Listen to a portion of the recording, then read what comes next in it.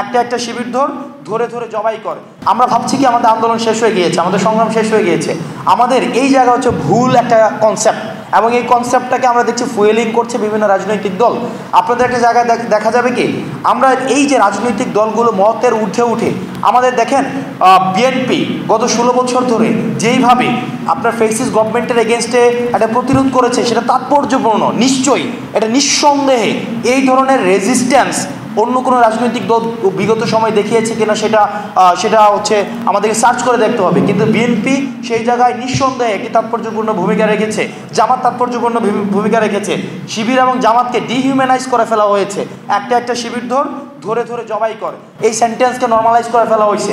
অর্থাৎ একটা ন্যূনতম হিউম্যান ডিগনিটি যে একটা মানুষের থাকা উচিত, শিবির করলে সেটাও থাকবে না, এটাকেও নর্মালাইজ করে ফেলা হয়েছে। তাহলে দেখেন বিভিন্ন রাজনৈতিক দলমতের ঊর্ধ্বে উঠে এই আন্দোলনে কিন্তু সবাই নেমে আসছে। এখন এই আন্দোলন পরবর্তী সময়ে আমাদেরকে ভাগ করে ফেলা হয়েছে।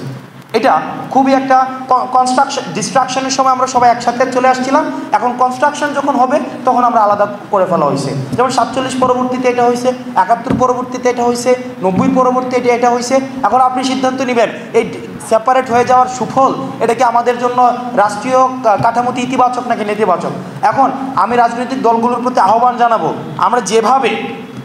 আমরা যেভাবে এই ফ্যাসিস্ট সরকারকে হটানোর জন্য আপনারা 16 বছর ধরে যেভাবে অপ্রতিরোধ্যভাবে আপনারা সংগ্রামটা চালিয়ে গিয়েছেন, এবং যেটাকে আমরা বলি ক্লাইম্যাক্স পিরিয়ডে আমরা সবাই একসাথে হয়েছিলাম, ঠিক রাষ্ট্র পুনর্গঠনের জন্য আপনারা সবাই একসাথে হবেন।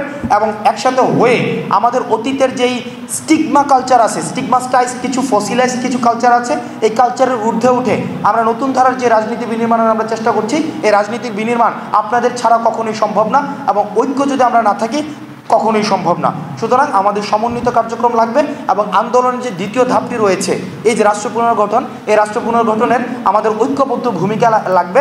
নচেত এই যে মামলা বাণিজ্য বলি বা আমরা এই যে এগুলো কিন্তু কম্পোনেন্টস, এগুলো ইনগ্রিডিয়েন্টস, এগুলো কিন্তু পুরো স্ট্রাকচারের কিছু কিছু জাস্ট উপসর্গ। এটা তার মানে কি মামলা বাণিজ্য বন্ধ করতে হলে পুরো রাজনৈতিক যে কাঠামো সেটার বিনির্মাণের প্রয়োজন। সেক্ষেত্রে বিদ্যমান যে রাজনৈতিক দলগুলো রয়েছে তাদের আমাদের সহায়তা প্রয়োজন, তাদের সহায়তা হলে সেটা সমাধান